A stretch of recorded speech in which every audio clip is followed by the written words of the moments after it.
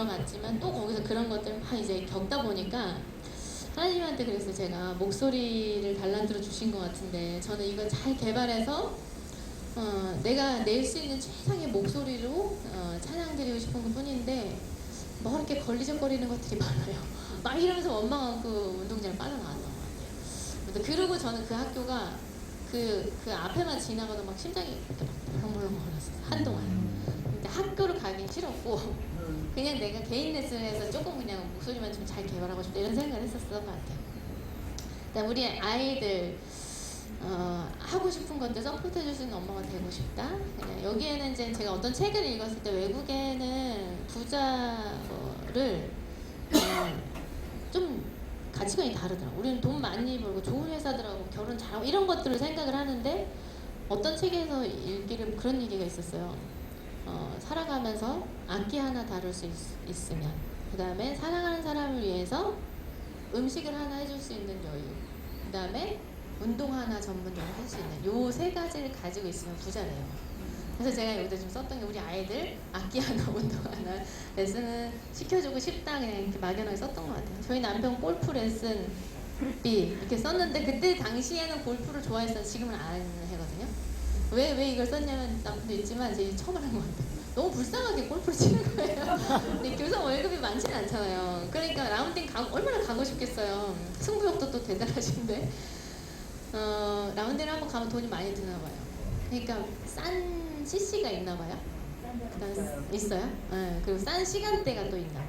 그럼 막 지방에 그런데 찾아다니면서 새벽까지 막 이렇게 그 속으로 그렇게까지 그 고급 좀 이렇게 생각할 때 고급 운동인 것 같잖아요. 근데 너무 처절하게 운동을 하는 것 같아서 좀 안쓰러워서요. 제가 그때 당시 생각은 그냥 남편 자기가 하고 싶은 곳에서 하고 싶은 시간대 좀 해주고 싶다라는 생각을 해서 여기서 하는데 지금 바뀌었어요. 그냥 생활비를 제가 이제 어느 정도 감당을 해주니까 어깨에 좀 무게가 조금 가벼워졌다는 거. 네, 저희 남편 월급 당신 용돈 쓰세요 이렇게 해주고 싶은 그런 마음이 바뀐 거죠. 그 다음에 11조 기부 이렇게 좀 썼는데 이렇게 쓰다 보니까 저라는 사람이 행복하게 살려면 꽤 많은 돈이 필요해요. 여러분들도 써보시면 아마 굉장히 많은 돈이 필요할 거예요. 그런데 어쩔 수 없고 대안이 없으니까 지금의 형편에 맞는 곳에 그냥 생각을 가둬두고 뭔가 올라오는 생각들을 덮고 사시는 거잖아요. 그래서 대안이 없으니까 누가 이렇게 살기 싫어요? 뭔가 특별한 게 있어요? 여러분 자녀분들한테 해주고 싶은 거, 나한테 해주고 싶은 거, 배우자분들께 해주고 싶은 거, 사랑하는 부모님들한테 해드리고 싶은 게 다 똑같잖아요. 그런데 그거를 생각이 없어서가 아니라 왜 못해요? 돈이 없어서 못하는 거죠. 자, 이걸 써놓고 나니까 너무 커서 내게 아니란 생각을 했어요. 근데 제가 하나 잘했던 게 회장님이 이걸 쓰라는 이유가 한 번 왔다 간 인생 여한이 없이 좀 살다 가야 되지 않겠냐 이 말씀이었거든요. 그래서 제가 이걸 쭉 살펴보니까 다른 거는 내가 이거 하지 않는다고 해서 한이 남거나 그럴 것 같지 않았어요. 제가 뭐 그랜저를 못 타봤다고 뭐 한스럽겠어요? 마티즈 타다 죽으면 어때요? 그죠? 기부 못 한다고 뭐 한스럽거나 그렇게 제가 착한 사람도 아니고. 네, 그 제가 한번 그럼 내가 하지 않으면 좀 한이 맺힐 것 같은 게 뭔지를 생각해 봤을 때 생각났던 게 저희 부모님이었어요. 여기에 매달 생활비 300만 원이라고 써있지만 300만 원도 너무 컸어요. 제가 벌 수 있는 생각 자체가 안 들었거든요. 그래서 제가 그래도 우리 부모님에 대해 생각을 하다 보니까 딸이다 보니까 이제 엄마 생각이 많이 난 거죠. 그래서 저희 엄마가 제가 엄마라는 사람을 인지할 때부터 평생 일만 하셨어요. 진짜 다른 주변에 엄마들 보면은 그래도 이제 남편 좀 벌어다 주고 이러니까 그래서 집에서 저도 이제 남편 덕에 집에서 살림만 하고 살 수 있었던 거고 근데 저희 엄마를 생각하니까 진짜 평생 일만 하시고 또 농사 짓던 분이 망해갖고 올라왔기 때문에 돈도 없었고 배운 것도 없이 하려고 하니까 내 몸이 힘든 일을 하면서 일을 하면서 버는데 돈은 조금밖에 못 받는 이런 실정이었고 그때 저희 엄마 이제 월급이 70만 원이었거든요.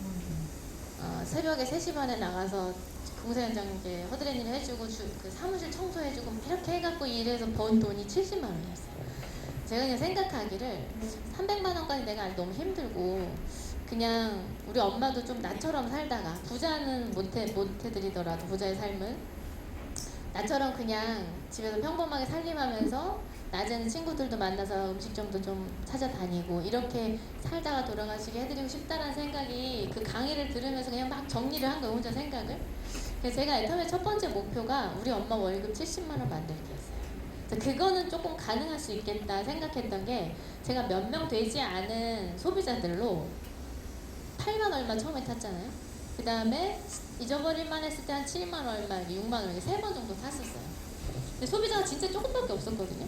그런데 그렇게 탔으니까 그냥 단순하게 내가 2년이 걸리건 3년이 걸리건 이 소비자를 100배 늘리면 70만 원은 나오지 않겠나, 이 생각을 한 거예요. 그래서 그냥 한번 해보자. 2, 3년 내가 열심히 해가지고 우리 엄마 월급 한번 만들어보자 하고 시작된 게 지금의 저를 만든 거죠. 자, 그게 이제 어때요? 저는 와서 왜냐면 제가 일하러 나온 게 아니었잖아요. 자리 채워주고 밥 먹고 이러다가 그냥 듣고 집에 가고 듣고 집에 가고 계속 일했었거든요. 근데 이제 이 강의를 듣고 제가 목표가 생긴 거잖아요. 뭔가 이제 읽어내야 되는 거예요. 그러니까 집에를 못 가는 거죠. 그래서 이제 저희 스폰서랑 상담을 해서, 저는 뭐 인맥도 없고 뭐 이런 게 잘 못한다 그랬더니 이제 저랑 상담을 통해서 이제 결정을 어떻게 했냐면, 그럼 우리 모르는 상가를 한번 돌아다녀 보자 같이. 이러면서 구리시장을 계속 돌았어요. 그 추운 날 진짜 잡상인 취급 안 받으려고 치마 입고 정장 입고 양쪽에다가 우리 그 육종 화장품, 이브닝 케어, 선크림 이렇게 11가지를 쇼핑백에다 넣어서 6세트를 만들었어요. 그래가지고 그거를 체험해줄 사람을 우리가 만나기 전에 집에 들어가지 말자, 이렇게 하루 목표를 잡고서 막 돌아다녔어요. 돌아다니다 보면 어때요? 다 반겨줘요? 진짜 어떤 데는 지금 들어오라고만 좀 해도 너무 좋겠더라고, 너무 추워가지고. 근데 막 쌀쌀맞게 그런 분들도 있고, 간혹 들어와서 커피 한 잔 마시고 가요, 이런 분들도 있었어요. 근데 그건 나한테 얘기하지 말고 이러고 그런 분들도 있었고. 그렇게 돌아다니던 중에 곱창집에 들어가게 됐어요. 4시쯤에. 근데 갔더니 막 이제 장사 준비를 하시네요. 저녁 장사니까 거기는. 근데 설명하고 나오는데, 아무튼 설명할 때도 막 청소하시면서 그냥 듣는 둥 마는 둥 하시는데, 막 갑자기 막 일어나서 청소를 막 하시는 거예요. 빨리 나가라 이거지. 설명하고 나오는데 저희한테 왕소금을 뿌리더라고요. 그래서 저희가 소금 세례를 맞았었어요, 스폰서랑 같이.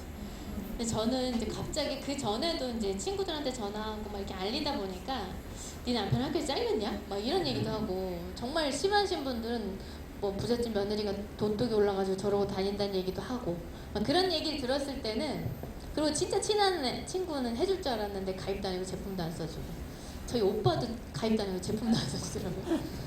아무튼 그런 것들을 겪을 때는 그래도 좀 견딜만 했어요. 근데 소금을 딱 맞고 나니까 뭔가 뒤통수 얻어맞아 내가 왜 이러고 다니지? 이런 생각이 들었어요. 나는 남편 그늘 속에 그냥 들어가 살아도 살만한데, 내가 이거 애터미를 뭐하러 알아갖고 이러고 다니나, 내가 왜 이런 수모를 당하고 살아야 돼? 막 이런 생각이 드니까 못하겠더라고요, 일을. 그래서 제가 저 일 안 할래요, 그리고 집을 가버렸어요. 그때 파트너 저밖에 없었거든요. 신정임 총장님 한 분만, 하나밖에 없었는데 얼마나 그때 그랬을까 지금 생각해보면. 근데 그때 그런 거 막 생각할 겨를도 없이 나 일 안 하려고 집에 갔어요. 가서 정말 많이 울었어요. 너무 서러워가지고. 그러니까 막 울다 보면 이제 지난 얘기, 지난 일들도 막 생각이 나잖아요. 친구들이 이렇게 모여가지고 그전에는 같이 막 떠들고 놀았던 그런 이야기들인데, 내가 이걸 하는 순간부터 왠지 모르게 그런 얘기들이 듣기 싫은 거예요. 뭔 얘기 하냐면, 나 이번에 SK2 세트 사왔는데 진짜 비싼 게 너무 좋아, 이런 얘기를 하면 그 입을 한 대 확 때려주고 싶잖아요. 그 전에 막 그러냐 막 이렇게 얘기했었는데, 내가 이걸 하고 있는 내 앞에서 저런 얘기를 하니까 너무 얄미운 거예요.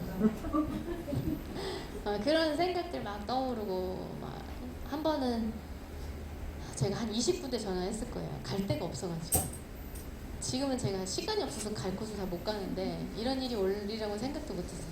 다 바쁘게 움직이는데 저는 갈 데가 없는 거예요. 이제 우리 스폰서님도 저랑 다니다 또 다른 파트너가 나오니까 거기도 가고 이러잖아요. 그러면 혼자 외톨이로 있으면서 뭔가 혼자 뭘 하지를 못하는 거예요. 그래서 그냥 전화를 돌려봤어요. 근데 너무 이상하게 20통이 다 안 받는 거예요. 그때 이제 처음 안 받고 그러겠지, 그냥 그런 일이 그렇게 하는데 계속 전화를 안 받으니까 이제 계속 그 행동을 하면서 머리가 계속 돌아가기 시작해요. 그냥 애터미 한다고 온 세상이 나를 따돌리는 것 같았어요. 그래서 엉엉 울었어요. 그냥 그 자리에서. 그랬던 기억. 그래서 그때 많이 울었어요. 그동안 참고 있었던 거 그냥 다 터뜨렸던 것 같아. 그렇게 울고 나니까 이제 좀 기운이 빠지잖아요. 가만히 있는데 가슴 속에서 울리는 소리가 뭐냐면 너 뭐 때문에 그 일을 했냐, 애터미를. 그때 딱 생각난 게 70만 원이었어요. 그게 제 모습을 한번 보니까 네가 엄마를 그렇게 위한답시고 뭐 월급을 만들겠다 이런 단단하게 마음을 먹고 그렇게 움직였으면서 겨우 소금 한번 띵 맞았다고 깨갱해가고 집에 와서 울고 있는 내 모습이 보이는 거예요. 근데 그때 생각해봤어요. 내가 여기서 포기하면 우리 엄마는 평생 일만 하시다가 돌아가시겠다. 그렇게 우리 엄마를 보내고 나면 가슴에 한이 남겠다. 내가 아무리 나중에 잘 돼서 부자의 삶을 살아도 한켠에는 한으로 남아있겠다. 회장님이 여한을 남기지 말라는 요거 써본 저기가 없겠구나. 그래서 다시 센터로 나갔어요. 그때 저희 센터 소장이 너무 좋아했어요. 하나밖에 없던 파트너가 그 다음날 센터에 나와 있으니까 얼마나 좋았어요. 아무튼 그렇게 그 뒤에도 포기하고 싶은 때가 있어요. 내가 생각하는 것처럼 안 되고 오해를 하고 막 이런 것들을 겪어가면서 포기하고 싶을 때가 있어요. 진짜 열심히 한다고 하는데 수당은 안 올라가고 내가 다니면서 쓰는 비용은 오고 이게 돈을 버는 거야 마는 거야 이런 생각이 들 때가 있죠. 네. 그럴 때마다 생각했던 게 뭐냐면 그래 나는 우리 엄마 월급을 여기서 만들어내야 돼. 그러니까 이 정도는 내가 참아야 돼. 그것 때문에 지금 저는 버티고 여기까지 온 거예요. 그렇게 하면서 왔더니 제가 2011년도 3월인가 아마 그 강의를 들었던 것 같아요. 그리고서 제가 2013년 10월부터 엄마 월급을 드렸어요. 70만 원까지 못 드리고 50만 원씩. 근데 저희 엄마 왔다 갔다 하고 점심값 드는데 20만 원 정도 그냥 안 든다 생각하고 요거 하고 어떻게 허리띠 졸라매고 한번 좀 살아보면 안 될까? 이러고서 이제 50만 원을 드렸거든요. 저는 그거를 지키려고, 왜냐면 여러분 아시겠지만 오토판매사 돼도 뭐 돈이 많이 남거나 이러진 않잖아요. 그죠? 왜냐면 그때 당시엔 또 파트너들도 후원도 해줘야 되고 케어도 해야 되고 이런 게, 그리고 사람이 살면서 들어가는 비용들이 있잖아요. 그런 것들 때문에 많이 남진 않지만 저는 제가 이 일을 시작한 이유가 그거였기 때문에 그거를 목숨 걸고 지키려고 노력을 했던 것 같아요. 그리고 파트너들한테 얘기해주고 싶었어요. 인생 시나리오 쓰면 된다. 그리고 그걸 가지고 간절하게 품고 내가 어떻게 해서든 이거 하고 말겠다라고 그걸 지켜나가야 되는 거잖아요. 그 나중에 뭐 돈 많이 벌면은 하면 되지라고 생각하면은 못 할 수도 있다는 거. 근데 그걸 보여드리고 싶어서 아마 더 악착같이 하지 않았나 이런 생각을 해봤어요. 여러분 지금 어떻게 됐을까요? 그 50만 원이 주급이 되고 제가 이렇게 가다 보면은 내가 평생 300을 못 채우겠다 이런 생각이 갑자기 들더라고요. 왜냐면 막 이렇게 다니다 보면 또 막 까먹어요. 안 되겠다 해서 딱 마음을 먹고 2019년도부터 내가 이걸 만들어야 되겠다. 그래서 2019년부터 제가 주급으로 80만 원씩 드려요. 그러면 얼마예요? 300만. 우리 남편 아직 모르는데. 5주면 얼마예요? 400만. 우리 엄마는 5주만을 기다리고 있어요. 여러분, 자 중요한 거. 제가 아까 너무 커서 내 거 아니라고 생각했던 거 있죠. 그런데 제가 그 중에 하나를 딱 붙들고 왔잖아요. 70만 원. 300만 원이 써놨지만 70만 원 하나 붙들고 왔더니 이게 결국은 너무 클 것 같아서 내가 엄두를 못 냈던 이걸 완성을 했고, 중요한 거는 하나 보고 왔더니요 거의 절반 이상이 이루어졌다는 거예요. 내가 생각했던 차도 타고 있고, 근데 상황들이 그렇게 되어지더라니. 수당이 올라가니까 이것저것 써지게 되고, 제가 지금 한 달에 얼마 쓰게요? 500만 원. 그러니까 제 마음대로 쓰지는 않은 것 같고 아무튼 꽤 많은 현금을 그래서 써가고 있어요. 그리고 예전에는 밥 살려고 하면 이렇게 인원 쉬어가지고 몇 명 왔나 보고 단가 따져보고 할만하면 제가 오늘 밥 사드릴게요 이렇게 했었는데 지금은 온 센터보다 제가 오늘 밥 사드릴게 하고서 가도 어디 주부가 그렇게 할 수 있겠어요. 그죠? 자, 이렇게 살아갈 수. 자, 그 다음에 우리 아이들 뭐 저희 남편도 있지만 저희 남편도 어깨가 조금 더 가벼워진 상황이고, 그 다음에 제가 생활비를 전체를 지급하고 있는데 제가 바쁘잖아요. 근데 저희 남편이 시장을 이렇게 보게 되면 자기 카드로 이렇게 긁잖아요. 그러니까 뭔가 이상하죠. 생활비 지원해준 제가 된다고 해놓고 당신 카드에서 계속 시장을 보게 되는 거예요. 생활비가 어디서 나가고 있어요? 남편 카드에서 나가고 있어요.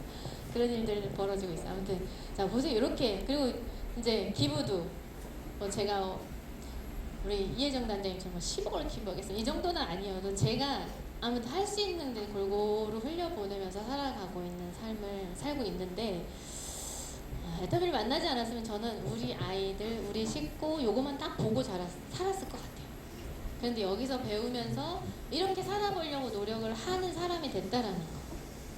그래서 저는 얼마 전에 제가 목요일날 그 환영사에서도 얘기했지만 지금까지 살면서 지금의 제 모습이 제일 마음에 들어요. 그리고 앞으로는 더 마음에 드는 사람으로 살아가겠죠. 3,400만 원에 한 달 수입이 생기면 이제 제가 100% 완성을 하는 거고, 근데 우리 상한선 얼마 받는다고요? 5천에서 1억. 그죠? 5천에서 1억 받으면 6,600만 원이 남죠. 그건 이제 어떻게 쓸까요? 다른 데 또 골고루 흘려보낼 게 많겠죠. 이제 인생 시나리오가 계속 바뀌어가고 있어요. 여러분 제 얘기라 그냥 듣지 마시고 부럽지 않으세요? 그러니까 이렇게 부럽다기보다 이렇게 살고 싶지 않으세요? 네. 여러분 이렇게 살 수 있는 도구가 얼마나 있으세요? 애터미 말고 없죠. 그 이렇게 살면 진짜 내 인생 멋지겠다는 생각은 드세요? 네. 그럼 그렇게 사시고 싶고 하면 그렇게 사셔야죠. 네. 근데 이렇게 살 수 있는 도구를 여러분 지금 만나신 거예요. 네. 그리고 왔다 갔다 흔들리셔야 돼요. 똑바로 서서 가야 돼요. 믿음의 뿌리를 깊이 그냥 내리세요. 얼마 전에 태풍도 왔다 갔지만 진짜 그 어떤 태풍에도 내가 흔들리지 않을 만큼 뿌리 깊이 내려서 그 간절함으로 꽉 붙들고 계세요. 그리고 뭘 해야 되냐면 오늘 그냥 내가 할 일을 하면 돼요. 미래를 생각하면 이게 보이지 않는 길 우리가 가는 거잖아요. 그죠? 보이지 않는 것을 믿고 가는 거기 때문에 쉽지가 않아요. 그러니까 자꾸 와서 확신을 갖고 또 가고 확신을 갖고 가고 이런 시간이 필요한 거고, 그런 과정 속에 있을 때 여러분이 정말 여러분들을 흔들리지 않게 다시 마음을 잡게 만드는 건 저는 인생 시나리오라고 생각해요. 그 중에서도 여러분이 진짜 이거 이루지 않으면 한스러울 것 같은 그 하나를 붙들고 여러분들이 포기하고 싶을 때마다 견디고 가시면, 그러니까 그렇게 왔더니 어느 순간 제가 지금 이 자리에 있더라고요. 앞으로 이제 제가 포기하고 싶을까요? 아니요. 포기할 수가 있을까요? 우리 엄마와 아빠는 나만 이렇게 보고 있는데 포기할 수가 없어요. 해서도 안 되고 하고 싶지도 않고. 아무튼 여러분들에게 주어진 똑같은 조건이고 똑같은 환경이에요. 여기서 여러분 성공하고 말고의 그 차이는 뭐냐면 생각이에요. 생각. 나도 저렇게 살고 싶다. 그러면 오늘 이걸 버텨가야지. 그리고 하루하루 해야 될 일들, 뭐 큰일 안 하셔도 돼요. 해야 될 일들만 하루하루 해나가시면 되고, 책임감 있게 내 해야 될 일들을 수행해 나가다 보면 어느 순간 내가 여기까지 왔구나 이런 생각을 하시게 될 거고, 또 팀들이 있잖아요. 그죠? 팀들이 서로 돕고 하는 일이잖아요. 팀워크로 맞춰서. 그건 내 꿈을 위해서, 물론 다 각자 우리가 꿈을 위해서 일을 하는 거지만 내 꿈을 응원해주고, 또 내가 성공해야 또 스폰서 성공하고 이런 구조로 되어 있잖아요. 그러니까 서로 성공해 가기를 바래주고 그 방법으로 자꾸 이끌어주고 이럴 때 여러분들이 그 안에 같이 계시면 돼요. 우리가 했던 일이 뭐예요? 제가 했던 일. 제품 써보고 좋아서 제품 바꿔 써보세요. 이거 한 거잖아요. 다른 거 하셨어요? 그리고 내가 포기하고 싶을 때 어디 갔어요? 세미나에 가서 앉아있다. 맞아, 내가 이걸 하는 이유가 이거였지. 그러고서 또 다시 힘을 내서 또 간 거예요. 가서 또 뭐 했어요? 제품 바꿔 써보세요. 애터미 제품 좋고 싸요. 이러면서 내 인맥이 다 하면 내 파트너 인맥 찾아내면서 뭐 하셨어요? 그거 하잖아요. 아주 단순한 일을 반복하는 일이 이 일에 성공하는 길인데, 그걸 아무나 할 수 있을 것 같지만 믿음이 없으면 못해요. 그거. 믿음이 없으면 이거 한다고 되겠어라는 생각을 먼저 하기 때문에. 그래서 확신을 갖는 만큼 여러분들이 버티고 갈 수 있는 거거든요. 그 확신을 줄 수 있는 자리는 세미나고, 하실 게 정해졌죠? 세미나, 제품 외용, 내 꿈을 계속 명료화시키면서 이거 안 하면 나는 한이 남을 것 같아. 그러면서 버텨가는 게 여러분들이 애터미에 성공하는 길이 아닐까 생각을 해봤습니다.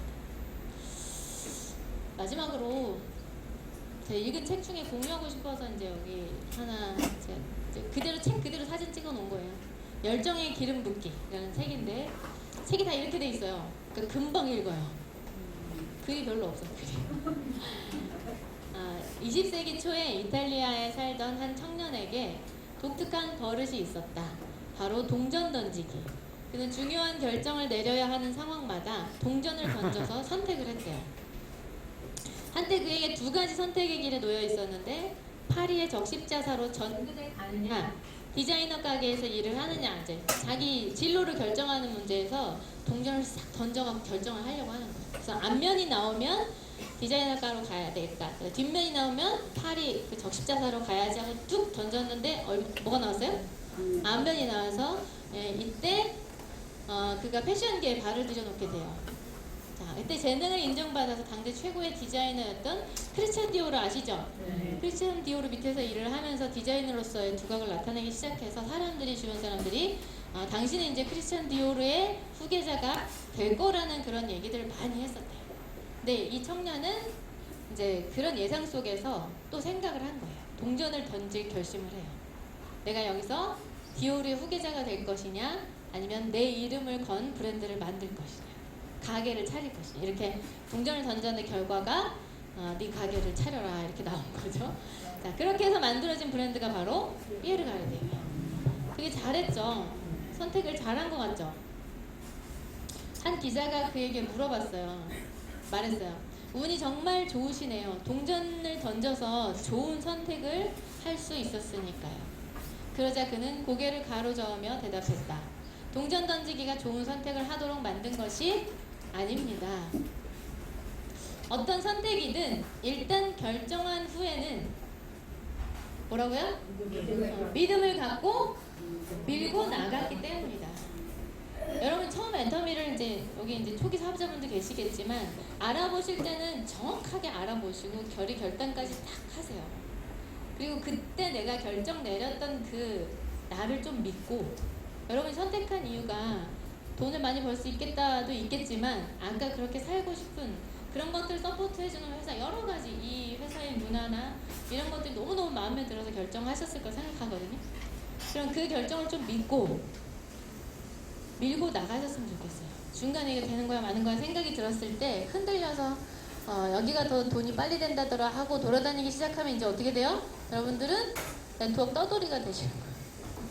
근데 나중에 정말 후회하지 마시고 정말 정확하게 알아보시고 여러분이 딱 결정했으면 그거에 대한 믿음을 갖고 회사를 또 믿고 밀고 나가셔야, 옆도 뒤도 보지 말고 밀고 나가시다 보면 어느 순간 내가 생각하는 그 삶을 살고 계실 거라고 생각합니다. 여러분께서 인생 시나리오 쓰시는 그게 정말 허황된 꿈 같지만 제가 한 예만 들어드리고 마칠게요. 제가 노래를 했었잖아요. 네. 노래를 하게 된 배경 궁금하지 않으세요? 네. 어떻게 해서 거기 서게 됐는지. 이게 제가 애터미 하면서 굉장히 큰 깨달음을 잊게 만든 일이었어요. 사건 중에 하나예요. 그래서 여러분들과 같이 공유하고 싶어서 말씀드리는 거예요. 저는 그때 전공하고 싶었는데 그런 아픔이 있어서 중간에 그냥 포기하고 나왔다 그랬잖아요. 그래서 제가 성가대에 목숨을 걸고, 우리 하나님이 좀 서운하실 수도 있겠죠. 찬양은 하나님한테 드렸는데 저는 노래가 좋아서 성가대를 거기서 풀었던 것 같아요. 제가 그 못했던 그 한을. 열심히 했어요. 우리 애들 이제 키울 때도 제가 애기 띠 메고 성가대 연습실에 가서 연습할 정도로 그렇게 열정을 부리면서 했던 것 같은데, 그러다 보니까 이제 지휘자님이 좀 예쁘게 봐주셔가지고 잘하는 건 아니어도 그냥 내 목소리 색깔에 잘 맞을 것 같으면 솔로를 시켜주셨었어요. 그러던 중에 이제 우리 신정임 총장님이 교회를 안 다니세요. 근데 회장님께서 이제 전도를 하시잖아요. 그러니까 저분이 말과 행동이 똑같으시니까 저분이 믿는 하나님이고 저분이 권하는 걸 나 한번 가보고 싶다 이런 생각을 하셨었대요. 근데 누가 툭 건드려 주질 않았던 거죠. 근데 저희 파트너분, 저희 교회 언니가 지금 본부장님이거든요. 그분이 이제 초청을 해서 새신자 초청잔치 때 초청이 돼서 오셨어요. 찬양하면서 막 찬양을 듣고 있는데 눈물이 그렇게 나더래요. 그래서 나 교회 다녀야 되려나 봐. 그러고 가셨어요. 근데 그 뒤로 안 오셨어. 스케줄이 안 맞았는지. 그렇게 이제 지나가는 한참 만에 딱 와서 앉아 계시더라고요. 맨 앞에 이제 성가대 전하는 그날 제가 솔로라는 날이었어요. 그러니까 성악으로 발성으로 노래하는 걸 처음 들은 거예요. 그러니까 그때 이제 딱 끝나고 이제 잘 들었다, 감동적이었다. 그러고서 이제 가셨는데 그때 이성현 박사님 강의 이제 하시고 나서 얼마 한 4년 정도 지났을 때인가? 그 전에 박사님 강의 시간에 이게 이제 인간 그물망을 만들어가는 일이잖아요. 그러니까 사람과 사람을 관계를 잘 맺어가야 되는데 거기에 없어서는 안 될 게 감성, 그죠? 그다음에 인간에 대한 예의 이런 것들. 그래서 인문학 강의를 반드시 들어야 되고 너무 필요한 일이라는 거. 그런 건 이제 강조하시면서 또 우리가 돈돈 하고 다니다 보면 감성이 메마른다고 신앙송 해주시는 거 기억나세요? 네. 그 다음에 영상 틀어줬던 거 기억나세요? 네. 뭐 요즘 세대 좋아하는 음악들, 막 소녀시대 음악도 틀어주고 막 이러셨잖아요. 그게 이제 애터미가 점점 커지고 알려져 가면서 저작권 문제가 발생하게 되고, 그러니까 그 부분에 대해서 고민을 하고 계셨었어요. 그 전부터. 그랬는데 이걸 어떡하나 그러고 계시다가 이제 한 주 동안 목요일날 이제 강의하실 걸 준비를 하시는데 주일날 강의 준비를 하고 있을 때 나중에 들은 얘기죠. 이걸 어떻게 하나 생각이 들었는데 갑자기 그냥 라이브로 한번 해볼까? 이런 생각이 드시더래요. 그래서 직원한테 내일 가서 센터장이랑 리더들한테 소프라노를 찾는 광고를 공지를 내려라. 그러니까 문자를 보내라. 이렇게 온 거예요. 그러니까 이제 신정 총장이 그때 센터장이었거든요. 그러니까 그 주일날 제 노래를 듣고 갔는데 월요일 아침 그 문자를 받은 거죠. 그래서 저한테 전화가 왔어요. 나 이런 문자를 받았는데 나 이거 접수할 테니까 그냥 될지 안 될지 모르겠지만 그냥 되면 한다고 하세요. 이러더라고요. 그 저는 이제 노래하는 거 그냥 좋아해. 뭔지도 몰랐어요. 그냥 네 그랬어요. 그 이제 본사에서는 그렇게 문자를 보내고 접수된 인원을 취합을 해서 목요일날 노래를 불러야 되는데 곳곳에 퍼져 있잖아요. 소비자 저기가. 그러니까 오디션을 볼 시간이 없었어요. 그래서 어떻게 결정을 했냐면 그냥 공평하게 제일 처음에 접수된 사람으로 가자. 그게 바로 저였어요. 근데 이 박수 칠 일이에요? 그런데 이제 거기 본사에서 소프라노를 찾는다고 했잖아요. 근데 전공이 뭐 어느 학교 나왔냐, 뭐 전공을 했냐 안 했냐, 뭐 이런 거 이제 질문을 하는 거죠. 저한테 문자가 왔어요. 경력 사항이 있냐, 어느 대학을 나왔냐, 뭐 이렇게 해서 제가 사실 그 학교를 중퇴했다고 할 만큼도 못 배우고 나왔거든요. 그래서 제가 그냥 저 경력도 없고 전공도 안 했다. 주부 경력 몇 년입니다. 해서 보냈어요. 근데 아무튼 웃으면서 그냥 일단 이 곡을 준비해갖고 와보세요. 그러더라고요. 그래서 그때 이제 첫 곡이 4월의 노래였어요. 목련꽃 그늘 아래서 그 노래. 그거를 이제 준비해가지고 갔어요. 갔더니 10시에 조찬 모임을 로얄 리더스 모여가지고 조찬 모임 하는데 박사님한테 이제 그 직원이 저를 소개하는 거예요. 이분이 노래하실 분이에요. 이렇게 하니까 들으신 거예요. 먼저 정보를. 전공도 안 했다 그러지 대학교도 안 하고 막 이런 얘기 들으니까 이제 불안하셨던 거예요. 그래서 그러냐고 이리 와보라. 여기 쫙 앉아 계시는데 그냥 이제 막 아직 시작되기 전이니까 막 잡담하시고 이러고 계시는데 저를 불러다가 이 구석으로 데리고 가셔서 전화기에 MR을 틀어가지고 노래 한번 그러더라고요. 노래 한번 해보래요. 그래서 여기서 둘이서 박사님하고 머리 만들고 거기서 뭐냐고 그렇게 불렀어. 그게 오디션이었어. 근데 박사님이 제 목소리를 그러니까 듣고서 그렇게 썩 마음에 들어 하시지는 않았던 거예요. 표정이 내색은 안 하셨지만 이런 느낌이었어요. 그런데 생각하시다가 그러시더라고요. 목소리가 그냥 순수하고 좋다. 뭐 내가 여기서 노래 잘하는 사람을 세우려고 그랬으면 그냥 가수 돈 주고 샀지. 이렇게 하시면서 그냥 합시다 이러시더라고요. 그래서 그러면서 이제 로얄들한테 한번 시범을 보이고 올라가야 된대요 또. 근데 순서가 어떻게 되냐면 회장님 강의 끝나고 박사님 강의예요. 근데 회장님이 그때 당시만 해도 막 로얄 분들은 다 혼내고 그랬어.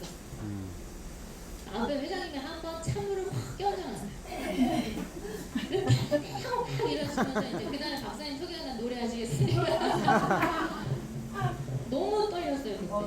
그리고 표정들도 막 저것도 뭐야. 왜냐면 그런 경우가 한 번도 없었으니까 또 팔짱 끼고 이렇게 째려보는 사람도 있고 뭐 전화기 뭐 관심 없어 이런 느낌으로 이렇게 그런 분들도 있고 아무튼 하라고 하니까 했죠. 거기서 제가 기가 한 번 팍 죽었어요. 그래도 교회에서는 못해도 은혜로운 표정으로 쳐다만 봐주시거든요. 아무튼 그렇게 해서 제가 이제 본부대에 올라가는데 누가 대신해 줄 수 있는 일이 아니잖아요. 근데 제가 너무 그때 떨리고 막 도망가고 싶었는데 어쩔 수 없이 올라갔어요.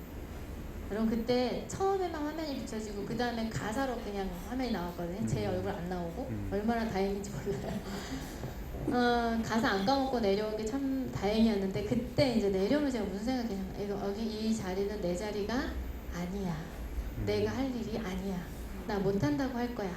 그러고서 걸어 내려왔어요. 박사님이 이제 나중에 직원들하고 이렇게 좀 쉬는 공간이 있거든요.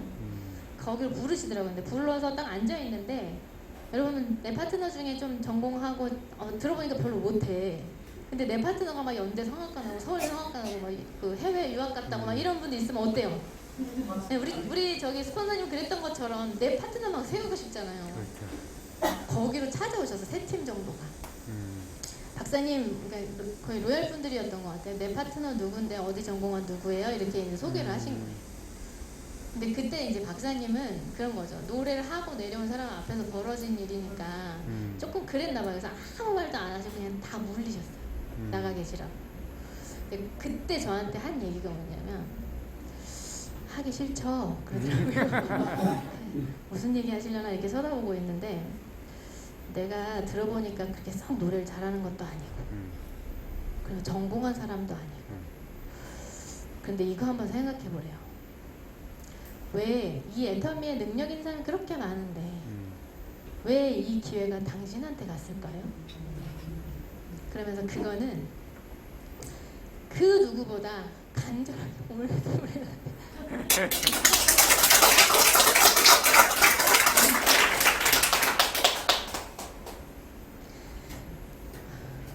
간절하게 바라고 꿈꿨던 사람이 바로 당신이었을 거다.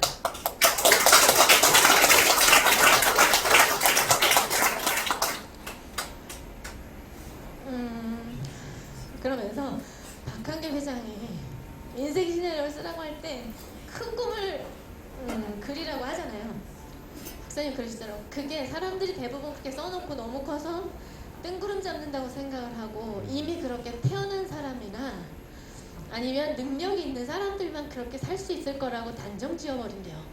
그런데 당신이 느꼈듯이 능력 있는 사람이 그렇게 사는 게 아니라는 거예요. 그럼 그 기회를 누가 갖느냐? 그 꿈을 크게 그리고 내 마음속에 간절하게 품고 오늘 하루를 열심히 사는 그런 사람에게 그런 삶의 기회가 주어지는 거다. 이 애터미 하는 사람들은 다 그렇게 지금 자기 꿈을 향해서 달려가고 있는 거다. 그러면서 저한테 그러셨어요. 뒤로 물러설 생각하지 마라. 발전하는 모습을 보여달라. 당신의 꿈이 이루어지는 게 당신만의 문제가 아니다. 그 얘기 하셨어요. 그래서 제가 언젠가는 해야지 하고 했던 그 레슨 아까 있었잖아요. 그 길로 가서 레슨 선생님을 구했어요. 그래서 그 꿈 하나가 또 이루어졌죠. 그렇게 한동안 안 울었는데 오늘 왜 눈물 나요? 저는 그 깨달음 때문에 지금 전체 제 꿈도 그 믿음을 갖게 됐어요. 능력이 있는 능력이 없는 항상 저는 제 스스로 나 못났어. 나 같은 사람한테 저는 보물찾기 하면 한 번도 찾아본 적이 없어요. 어떤 행운이 저한테 막 온 그런 삶이 아니었기 때문에 그냥 그렇게 늘 난 부족해 나는 이렇게 사는 게 맞아. 그냥 가난하게 사는 게 내 옷이야라고 생각했었는데 박사님이 그 깨달음을 주시면서 제 꿈에 대한 전 희망이 생기게 됐고 나 같은 사람도 간절하게 품고 가면 또 될 수 있겠구나. 진짜 그 임페리얼 마스터 가서 내가 어떤 모습으로 내려와야지 이렇게까지 그려질 수 있는 그런 사람이 됐어요. 여러분들한테도 똑같이 적용되는 일이겠죠. 네. 내 인생 시나리오가 그래서 얼마나 중요한지 여러분들 쓰고 나면 너무 커서 내게 아닌 것 같지만 제가 지금 했던 것처럼 하나 붙들고 그걸 향해서 오늘 내가 할 수 있는 만큼 노력을 해서 진행되어 왔더니 나머지 것들이 이루어지고 시간이 지나면 100% 이루어지는 게 확신이 되고 더 지나면 더 많은 일들을 해낼 수 있는 사람이 될 수 있다는 걸 지금 여러분 보이시죠? 네. 근데 이게 여러분들한테 똑같다는 얘기예요. 그래서 여러분들 인생 시나리오 그리신 거 정말 내가 봤을 때 홀딱 반해버릴 그 인생 시나리오 반드시 그렇게 살아내고 말 거야 라는 그런 마음을 다짐을 하시고 간절함을 품고 오늘 하실 일을 하시면서 나중에 상한선에서 같이 만났으면 좋겠습니다. 감사합니다.